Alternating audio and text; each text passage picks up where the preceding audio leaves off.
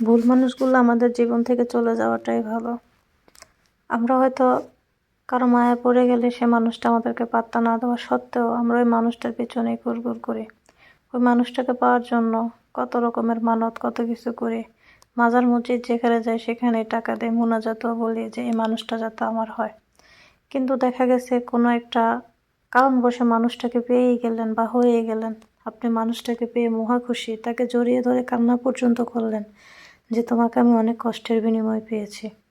কিন্তু ওই মানুষটা যদি আপনার প্রতি ভালোবাসা না থাকে বা আপনার প্রতি ভালো লাগা অনুভূতিগুলা কাজ না করে, কোনো একটা সময় আপনি বুঝতে পারবেন যে এই মানুষটা জন্য যখন আমি খুব পরিমাণ পাগল ছিলাম, যদি এই মানুষটার সাথে আমার বিয়ে না হয়ে যদি মানুষটা আমার জীবন থেকে চলে যেত, হয়তো আমি 2 বছর কান্না করতাম, 1 বছর কান্না করতাম, তারপর নিজেকে ঠিকই শুধরিয়ে নিতাম, সুন্দর একটা জীবন পাইতাম।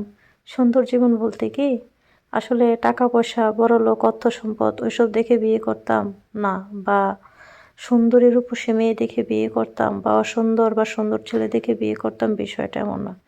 বিষয়টা হচ্ছে যে নুন ঢাল ভাত খেয়ে যদি আমরা মানুষ থাকি, যদি আমাদের মনে শান্তি থাকে, অন্তরটা যদি ভালো থাকে, তাহলে হচ্ছে কথা। কোনো একটা কারণে, কোনো একটা ডিপ্রেশনের কারণে আমার ঘুম আসছে না, মাথাটা প্রচণ্ড ব্যথা, খুব টেনশনে আছি, রাতের 2টা 4 বাজে, কেন জানি মনে হলো যে আসলে আমি বড় একা, তাই ভয়েসটা দিলাম।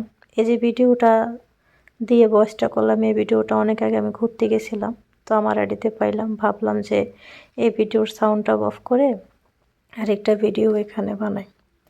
আসলে অভিমান, তুমি তার সাথে রাগ করেছো, যদি সে তোমার রাগ ভাঙে তা যায়, বা তুমি কান্না করছো যদি তার কষ্ট লাগে, তাহলে বুঝে নিও সে তোমাকে ভালোবাসে। তুমি রাগের মাথায় তাকে অসম্ভব পরিমাণ বকাঝকা গালাগালি করার পর সে যদি তোমার সাথে রাগ না করে হাসি খুশিভাবে থাকে, তোমাকে জড়িয়ে ধরে বলে এত রাগ কেন, তাহলে একটা মেয়ের কখনো রাগ থাকে না, বা একটা ছেলের কখনোই রাগ থাকে না। তুমি রেগে যাওয়ার পরে যদি সে তোমার সাথে অকথ্য ভাষায় কথা বলে, বা তুমি তাকে 2 একটা অকথ্য ভাষায় কথা বলেছো রাগের বশে, তখন যদি সে এটা না সহ্য করতে পারে, তাহলে বুঝে নিও সে তোমাকে কখনোই মন থেকে ভালোবাসেনি। কারণ রাগী ছেলে হোক বা মেয়ে হোক, তাদের মনটা কিন্তু অনেক ভালো হয়। তাদের মনটা এতটাই ভালো হয়, একবার যদি আপনি তাদের সাথে না মেশেন তাহলে বুঝবেন না। আসলে মানুষ একটা কথা বলে যে কামারের দোকানে যদি যায়, কামার লোহাকে পিটবে আর যেই সে বলবে। ঠিক তেমনি আমরা একটা মানুষকে যদি হাজারো বোঝাই, হাজার রকমভাবে বোঝাই যে তার জন্য কলিজা ছিঁড়ে যাচ্ছে, তার জন্য কষ্ট হচ্ছে, তার এসব কথাবার্তা হৃদয় স্পর্শ করে, এগুলো মেনে নেওয়ার মতো না। তাকে কিন্তু কোনোভাবেই বোঝানো যাবে না। একতরফা কখনোই কোনো রিলেশন হয় না। তবে সুন্দর একটা সাজেশন দিতে পারি, কখনো নিজের থেকে কাউকে বেশি ভালোবাসতে যাবেন না। এটা হবে আপনার সবচেয়ে বেশি বোকামি। আপনি যখন আঘাত পাবেন, আপনার অঝরে চোখের পানি পড়বে আর আপনার কলিজায় ব্যথা করবে।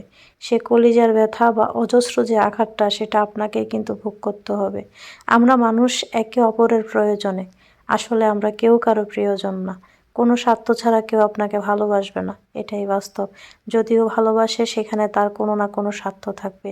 স্বার্থ যখন ফুরিয়ে যাবে, সে মানুষটা আপনাকে এমনভাবে ছেড়ে মাঝপথে ফেলে চলে যাবে, বা থাকলেও আপনার সাথে সম্পর্কটা এমনভাবে তৈরি হবে, মনে হবে যে আপনি তাকে চিনেন না, বা সে আপনাকে চিনে না। আমরা কেউ কারোর সাথে কখনো কোনো সম্পর্ক ছিল না, কিন্তু কোনো একটা সময় এই মানুষটাই আপনার মুখ দেখার জন্য তীব্র আকাঙ্ক্ষা নিয়ে অপেক্ষা করত। এই মানুষটা আপনার একটু কথা শোনার জন্য অস্থির হয়ে পড়ে থাকতো। আজ এই সময়ের ব্যবধানে মানুষটার কাছে আপনি কতই না পরিচিত। আসলে মিথ্যে শহরে সত্যিকার মায়া কেউ বোঝে না। কষ্ট আর আঘাত 2টা নিয়ে মানুষের জীবন। তাই এমন আঘাত পাবেন না যে আপনি হাঁটতে বসতে কান্না করতে হয় বা কান্না করেন।